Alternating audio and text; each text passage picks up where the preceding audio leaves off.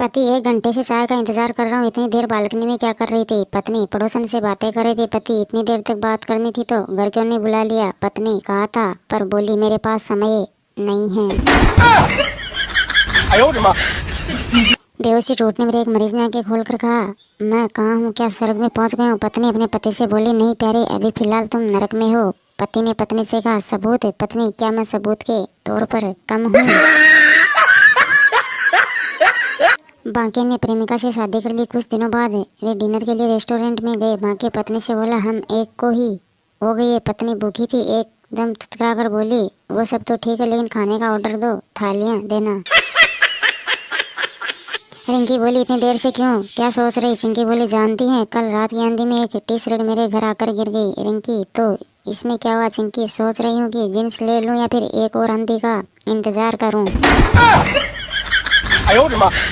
तलाक के बाद पत्नी ने अपने एक्स पति को कॉल किया और कहा, कार खरीद ली मैंने। पति, तो मैं क्या करूं? पत्नी, बस कुछ ज्यादा नहीं, रोड क्रॉस करते समय ध्यान रखना, सफेद रंग की कार मेरी है। पति ने शहर ही छोड़ दिया।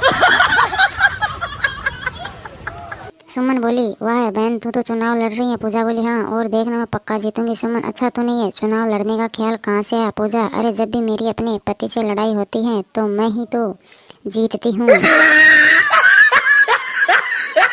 एक हाथी ने रोमांटिक मूड में एक चिट्ठी को छेड़ दिया। चिट्ठी गुस्से में हाथी की बीवी के पास गई और हाथी की बीवी से बोली, अपने आवारा शोर को संभाल लो बहन, वरना मर्द हमारे भी छिछोरे हैं और बाहर तुम भी निकलती हो।